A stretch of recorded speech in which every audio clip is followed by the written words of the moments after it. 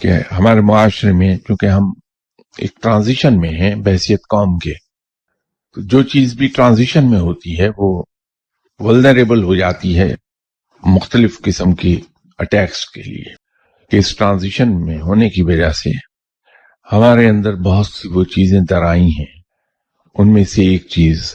غیبت ہے، جس کو ہم نے ایک خوبصورت نام دے دیا گوسپ کا۔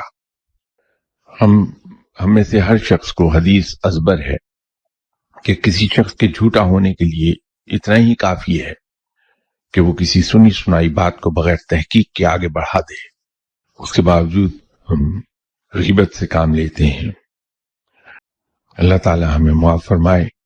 کہ ہم اپنے بھائیوں کے لیے اور خود اپنے لیے اپنی ذات پر ہم ظلم کر رہے ہوتے ہیں جب ہم کسی کی کردار کشی کرتے ہیں۔ جب انسان کسی دوسرے انسان کے بارے میں کچھ کامنٹس کرتا ہے تو بزرگوں کو کہنا یہ ہے کہ در حقیقت وہ شخص وہ کامنٹس خود اپنی ذات کے بارے میں کر رہا ہوتا ہے، اس لیے کہ جب ہم کسی شخص سے ملتے ہیں تو جو کچھ ہم اس کے اندر دیکھتے ہیں، اچھائی یا برائی، وہ در حقیقت خود ہماری شخصیت کا عکس ہوتا ہے جو اس انسان کے اندر ہمیں نظر آ رہا ہوتا ہے۔ تو جب ہم کسی کی برائی کر رہے ہوتے ہیں تو در حقیقت خود